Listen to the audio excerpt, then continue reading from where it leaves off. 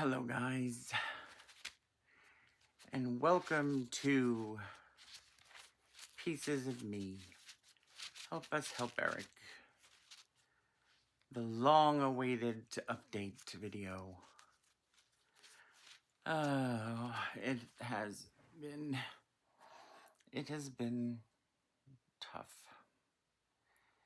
It has been really hard.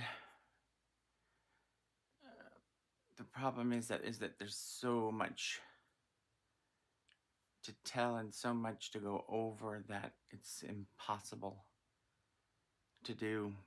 That's why I tried to do it in small bits, but I just finished a year in EMDR therapy, which is a trauma therapy, and I have taken time off of that after a year because it is a lot, and a lot has gone wrong and not improving and things like that. So I'll come back and do my best to try to explain what's been going on. It's kind of hard to explain, but I'm gonna try. Okay, come on back. I've seen a lot of change, been through a lot of pain. Some things are not the same as they were a year ago, but all will be okay. I move on each and every day. The past is where it stays, way back a year ago. I've changed for the better this time. I thought I would never be fine. I strive just to say I'm alright, and for the first time in a long time I'm alright. I've seen a lot of change, been through a lot of pain. Some things are not the same as they were a year ago, but all will be okay. I move on each and every day. The past is So I'm gonna try to quickly just go over things overall without going into too much detail, just so you get an idea. So my memory from my childhood is pretty much non-existent, only bits and pieces. I know there were strange events that happened when I was really young, that we are trying to find out through therapy, but my mind has locked it away, but it is there. I could feel it there looming, which includes something that happens outside of my home when I was a little kid, and also within my home when I was a little kid. And this blanket here that I have here in front of me, I have had with me since my grandmother made it for me when I went from a crib to a bed, and I have never sleep without it. I take it with me on vacation and everything. I used to hide under this blanket because I heard somebody come in my room, and I used to hide. I rocked myself to sleep every night. I used to say things like M-O-M-M-Y, mommy, M-O-M-M-Y, mommy. It turns out, that my parents pretty much ignored me. My father did not like me, but used me as his personal assistant through my young life. My mother ignored me. She would play solitaire by herself, and I would ask her, "Oh, can I play solitaire with you?" And she would say no. I was very much the child that would be pulling on the dress saying, "Mom, I'm here, Mom, Mom, pull, and, wouldn't get a response. I didn't get the love that I needed. And what we have discovered through therapy is that essentially they put us in our rooms very early in the day. So let's say 5:30, and we'd be stuck in our beds until morning. And it was like a trap. And ever since then, my body has been stuck in fight or flight mode. To this day, it is in fight or flight mode. I don't know what it means to relax. Besides, being bullied in school and being chased after in school and all those kind of things. I was also touched by my neighbor who was an alcoholic. Somebody that we all trusted, and that happened. And then they would invite him over. I don't know if my parents ever knew. I think they did. But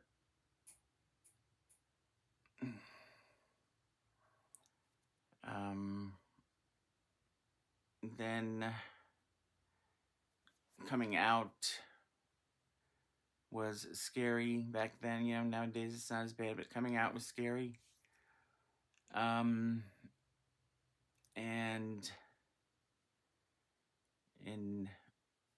I met my first love, and 3 years later,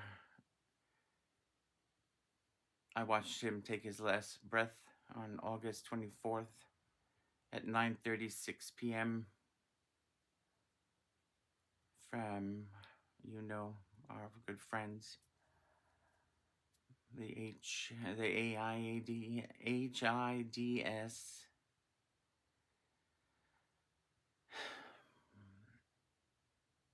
I watched them throw his body in not a garbage bag, but a black,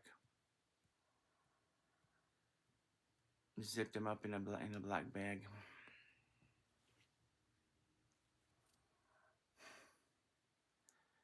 I was only 22 years old. It's my first love. I had no idea what was happening. I was naive, scared.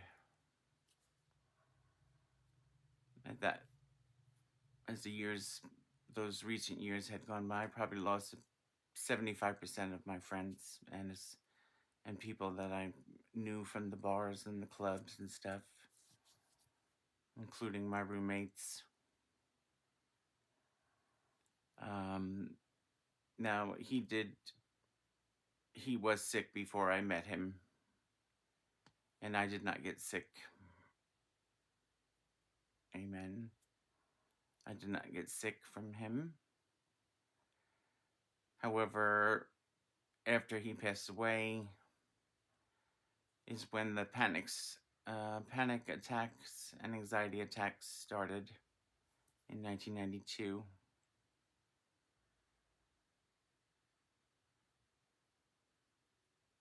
And those went on and on and on, and progressively worse.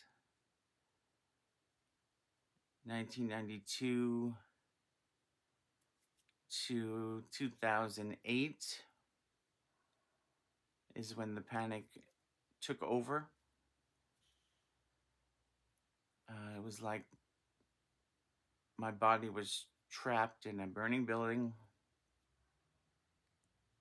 but my eyes could see that nothing was wrong, but my body goes into complete panic mode, and you have to get out of where you are, and I dealt with it for so long. tried all different medications, and I can remember we went to the store, George and and I had a really bad panic attack in the store, and I had to come outside. And when he came out of the store and came in the car, I looked at him and I told him, I'm done. I said, I can't do this anymore. I can't fight anymore. I'm tired. I was done. The world was brown and didn't look good. I was lucky enough to find a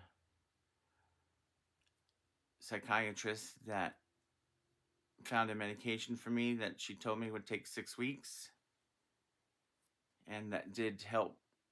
That did help control the panic and anxiety. So I was able to move on from there. Going back, I had another boyfriend, somebody I loved for 3 years, probably the 3-year relationship. And then he told me that he was also positive. And then I had to go through all that again. And I'm going to lose it.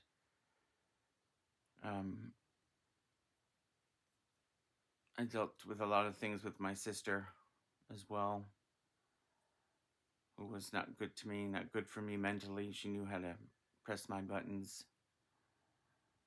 She also knew how to do that to my parents. So I was always walking on eggshells at home. Never knew what I was going to get. And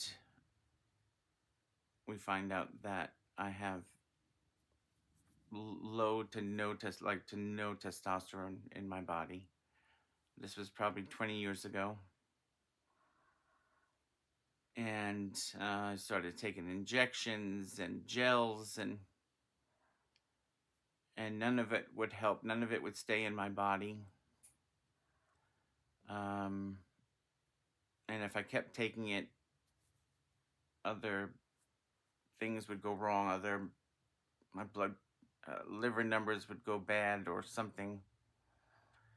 So I've had not any testosterone for which could be since I was young, because of the stress and being in fight or flight mode all my life. Might be the culprit. I've been going to a urologist for 20 years, different ones.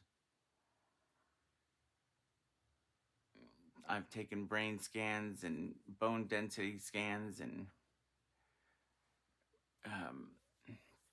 all kind of things to find out what it is. It's like I go through menopause just like a woman. I have hot flashes constantly. I'm constantly have hot flashes.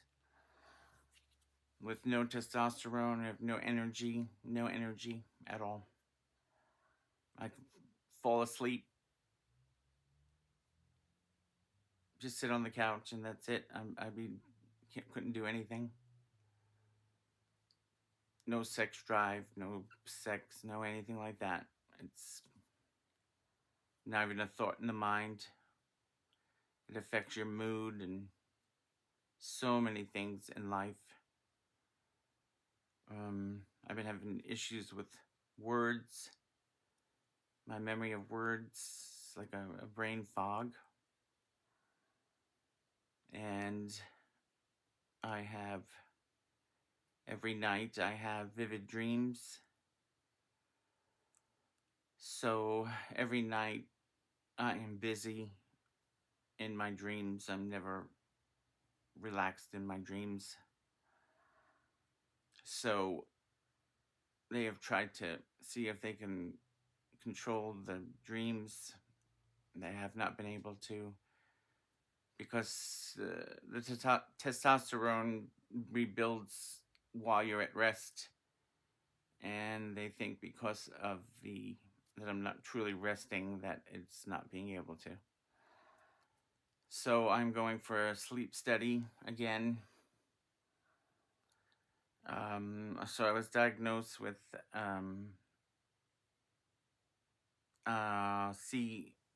CPTSD, complex post-traumatic stress syndrome, because I've had so many different moments of trauma, whether remembered or not. And don't forget, these are just pieces. I'm telling you, this is not anywhere near everything.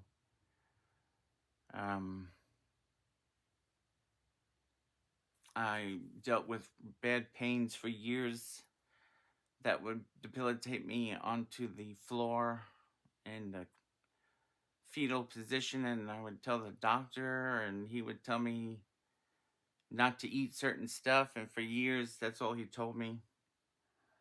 And as soon as we changed doctors, because we moved, the new doctor found that I had gallbladder disease, and I had to get my gallbladder removed. But all those years I suffered with it and could have died from it because this stupid doctor. And medications, so many medications. Oh God, so many medications. I feel like I've been fighting for a long time, fighting through things, fighting. And I keep saying, well, what am I fighting for? Where am I going? What's the fight? What's the end result? You know, I always, as a kid, I can remember sitting in front of Queens Boulevard, which was a very busy boulevard in Queens, New York, where I lived. It's actually, I believe it's actually now known as the Boulevard of Death, I believe, because so many people have been killed on that road. But I can remember as a kid, I used to sit there and wonder about walking in front of a truck or something. And that was because I'm sure of what was going on at home. I was trying to escape, but I was trapped. And so that's why I started EMDR therapy, to try and pinpoint the traumas and deal with them. And that has to do with eye movement and the brain and reprocessing. And it works very well. But because I have complex, it's a lot of work, because you have to go to each one individually and wait, until that you are completed with that before you move on to the next. So it's been a long process, and I still have more to go. I have been thinking about trying the ketamine IV therapy in cahoots with my EMDR therapy, but it is not covered. It is not covered under insurance, and it costs like $3,000 or so, $3,000 to $4,000 for, I think, 6 sessions. And I don't work, and this channel doesn't make any money. It costs me to make videos, and our views are going down, which is sad, because I enjoy doing these videos.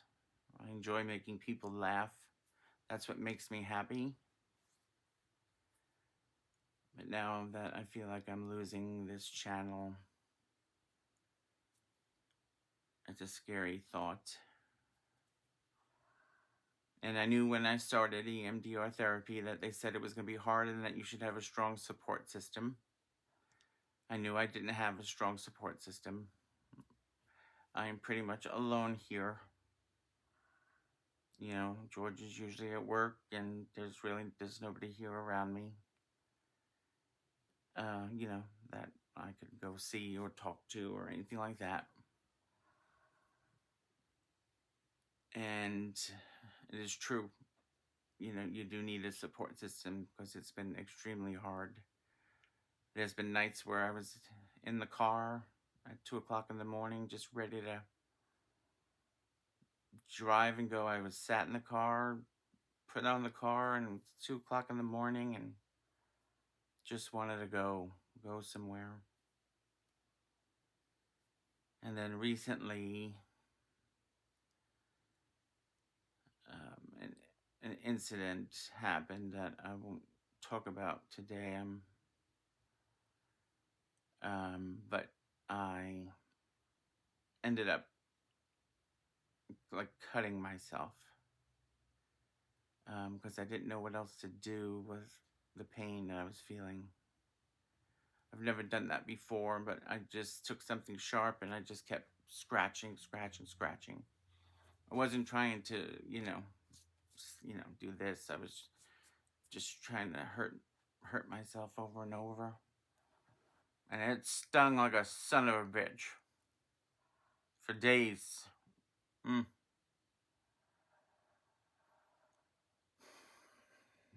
Now I gotta go for a colonoscopy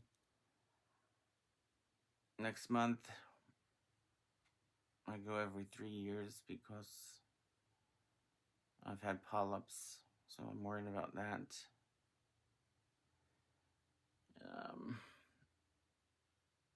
But never relaxed. I'm always in fight or flight, so I don't know what it means to breathe. Like that feeling, I don't know what that feels like.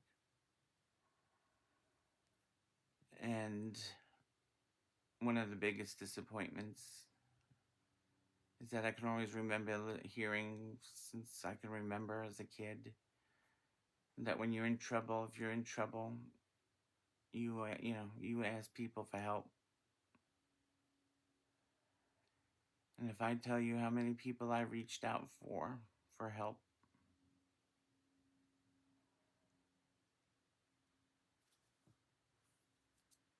if I tell you at 30 people, 3 people reached out, and most of the others were silent.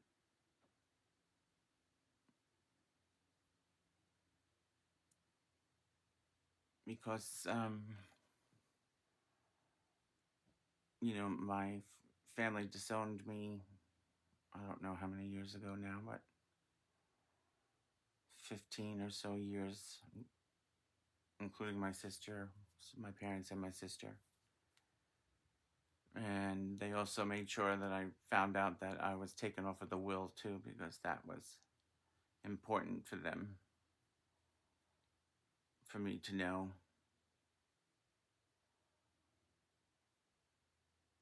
Not that I ever depended on that, but I don't have anything in a bank. I don't have any kind of anything. Whatever you're supposed to have, I don't have. I've got no retirement, no nothing. I can't work. Well, I don't know, and I get scared that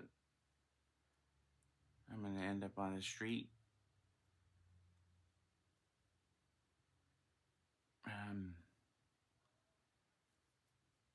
Now, if you watch this channel, you do know that I do have a lot of Temu and Dollar Tree stuff that I could take with me. Oh. And George, it's not his thing. He's not, a caretaker kind of person. I know you would think he is, but he's not. He actually, steps back, and that makes it hard for me. But that's, that's how he is. That's how he deals with, you know. I can't wrong him for it, but I need something. I have nothing, I just have me. And then I had Allie, and Allie passed away, and that was terrible because then I had nobody, and then luckily Pink found me and saved me. But I always feel like I'm one big moment from destruction. I had taken everybody's, they always said to me, "Oh, you stop smoking, your testosterone will come back." I stopped smoking 20 something years ago. It never came back. I had to take painkillers because I tore my lower discs at a volunteering at grandma's dog shelter, because I lifted up a huge dog, to put into one of the bathing bins, and I hurt my back rip, and I was in pain for years. So I stopped taking the pills. They told me that would bring back my testosterone. That didn't work.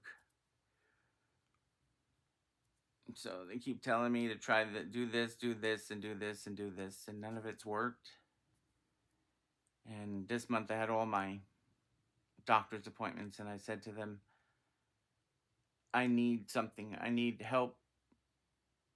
I can't live like this. I said, I need help. I need to have energy. I need to be able to do things. I need help.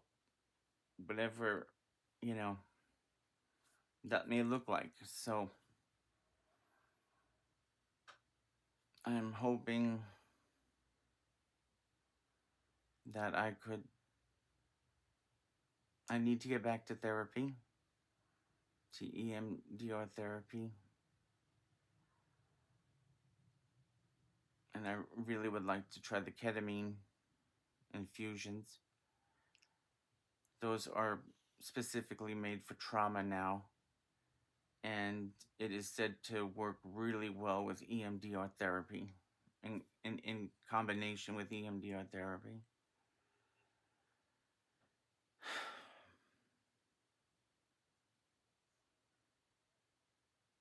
So I'm still fighting, but it's getting harder and harder as I get older. Because I'm getting tired, more tired and more tired.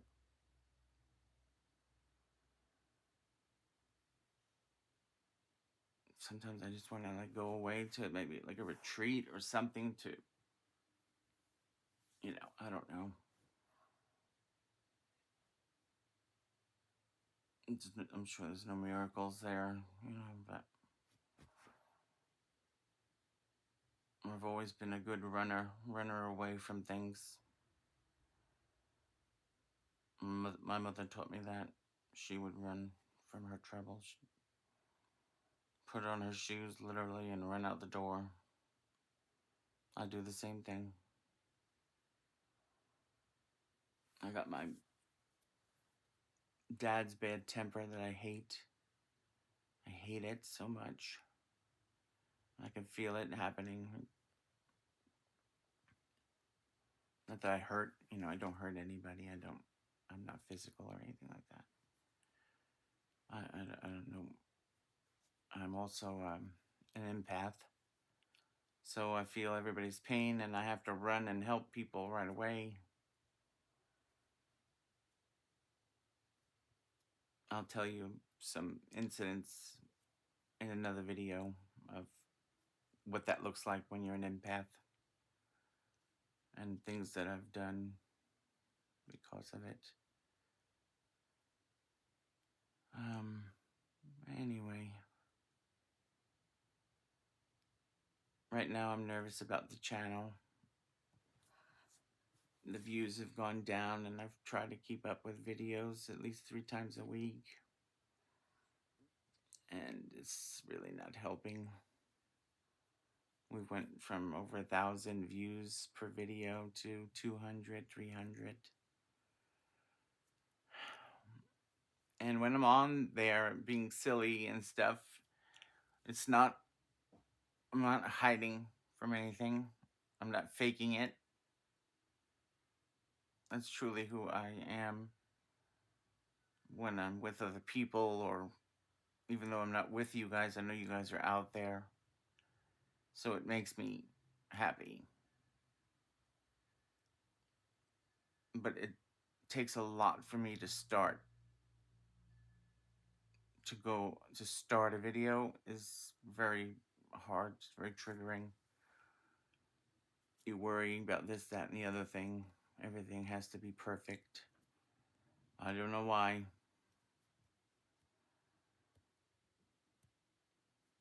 Anyway, let me know your thoughts. Let me know what you think. Let me know if any of you have tried. I was gonna say Keenan Ivory Wayans. No, see, that's what happens with the mind. The mind goes. It's like a mind fog. Ketamine. If anybody has tried the ketamine, let me know if it's worked for you. And I apologize that I have been looking this way, but I think it just made it easier for me to be able to do this video because I'm embarrassed.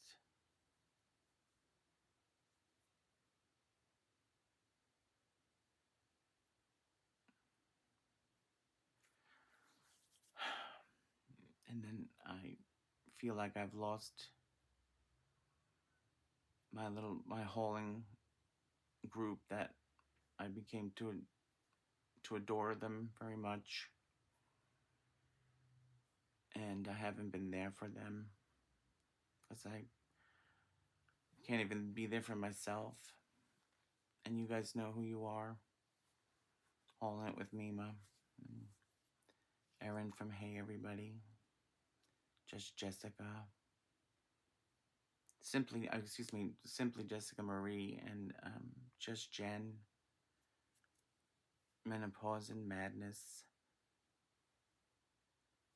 Oh gosh. Crafts and Laura. Favorites with Laura. Crazy Mimi Up.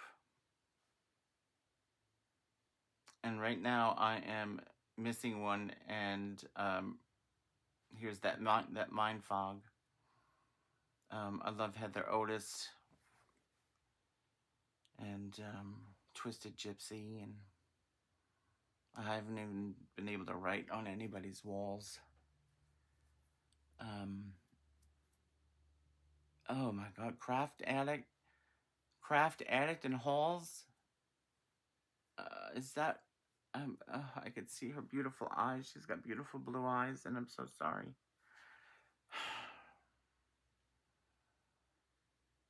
I can't even think of your name.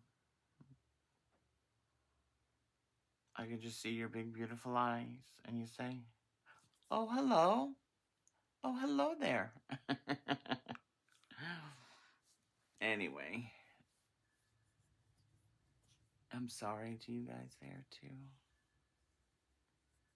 Anyway, give me your thoughts. Pink, you want to come and say hi? Let them know. Come here. Come, baby. Come on. Come on. Come on. So, this little baby right here, she knows when daddy's not doing good. And she will stick to me like Allie did. She will just stay with me. She'll lay a certain way, different than she usually would. Like lay, higher up on my chest or something weird to let me know that she's there. And that's what Allie did for us. And that's what this one's doing for me. Anyway, I'm sorry that this, wasn't a happy video, but it's a truthful video. And I do have a lot of things. If we do let this channel go, I do have things that I do need to send out to people first that I promised I would. And we will let you know if that's what ends up happening in the end. Which I really don't want to, but George has been working a lot. He used to work more from home, and it was easier for us to do videos. So I do videos by myself, but I know you guys prefer to have the videos with George and I, so. Anywho's a wants will be okay. We love you guys for loving us. Thank you so much for watching these and letting me know that there's people out there. Okay, bye for now. I've seen a lot of change, been through a lot of pain. Some things are not the same as they were a year ago, but all will be okay. I move on each and every day. The past is where it stays, way back a year ago. I've changed for the better this time. I thought I would never be fine. I strive just to say I'm alright, and for the first time in a long time I'm alright. I've seen a lot of change, been through a lot of pain. Some things are not the same as they were a year ago, but all will be okay. I move on each and every day. The past is where it stays, way back a year ago.